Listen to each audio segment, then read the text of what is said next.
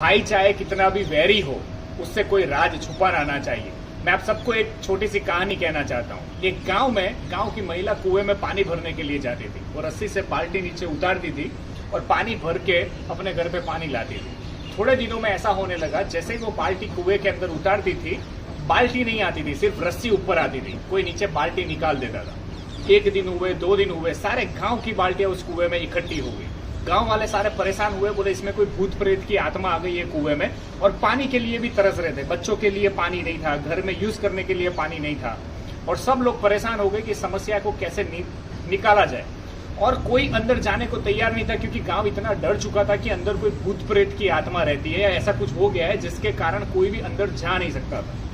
तब गांव में एक आदमी रेडी हुआ कि भाई मैं नीचे उतरूंगा कुएं में, लेकिन एक शर्त पे उतरूंगा कि जो रस्सी से मैं नीचे उतरूंगा और जो रस्सी से मुझे बाहर निकालोगे, उसमें पकड़ने के लिए मुझे सबसे पहले मेरा भाई चाहिए। और वो दोनों दुश्मन थे, वो दोनों भाई अपने एक दूसरे से बात नहीं करते थे।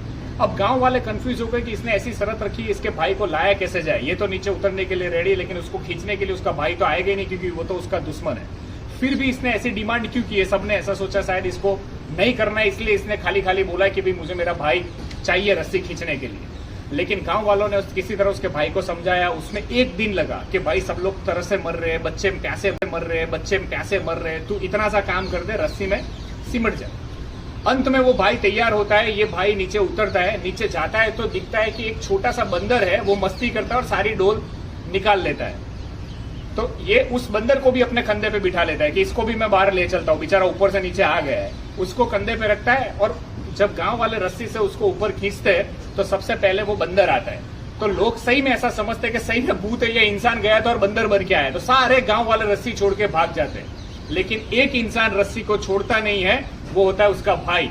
सो हमेशा अपने भाई पे भरोसा कीजिए। इसीलिए उसने बोला था कि मुझे मेरा भाई चाहिए, क्योंकि उसे विश्वास अंत में उसके भाई पे ही था, अपने खून पे ही था।